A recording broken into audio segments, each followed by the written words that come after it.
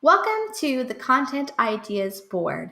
If you have watched some of the previous boards, you may have heard me allude to this one, but here it is in the flesh. This is where I keep track of all of the possible ideas and things that I want to create for my audiences in a way that makes sense. It's like the ultimate brain dump so that I'm never running out of ideas of things to create. So from left to right, I'm starting over here with content ideas to be placed. This is where I keep track of just the random ideas that I come across of, whether it's through Facebook groups when they have those promo days, whether it's something I'm actually reading on a blog, coming across my Feedly, coming across my email list. This is where a place where I can just dump it and leave it and think about it later. This week is where I can drag and drop the things that I actually want to be focusing on.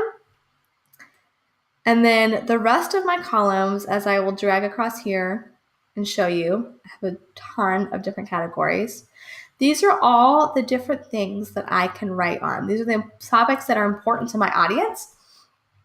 And then these are all the ideas that kind of flow out of that main topic so that if I'm like, shoot, I really haven't written about time management in a while, I can just go through and have a whole list of ideas of things to actually get started on writing on. So if you see here, like I have a bazillion, it's one of my favorite counting words on these videos, bazillion ideas of things that I can be creating content for.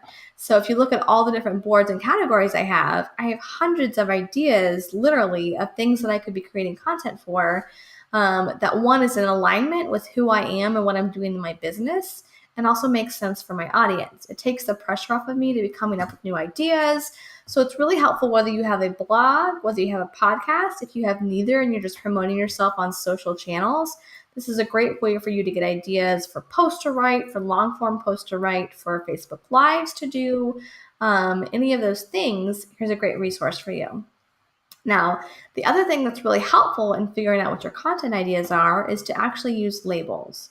So if I open up a labels thing here, you can see the different types of things that I have created, and you can do a similar thing in your own boards, is that, looking at, these are all the different types of posts I can create. So I'm not just talking about these could be blog posts, but, a way to really spice it up and to reach more people is to kind of spread it out across multiple channels. So, some ideas could be things I could create into an ebook where I have people opt in and join my email list.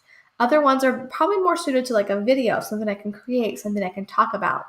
There's a blog post ideas, ones that are kind of lend themselves to more meaty topics. Webinar, things that I need to be hosting live and talking and getting feedback from. These are ideas that I can be posting there. So as you see through my labels, these are all the different types of ideas I'm having, and then I'm corresponding them with the type of content I want to create.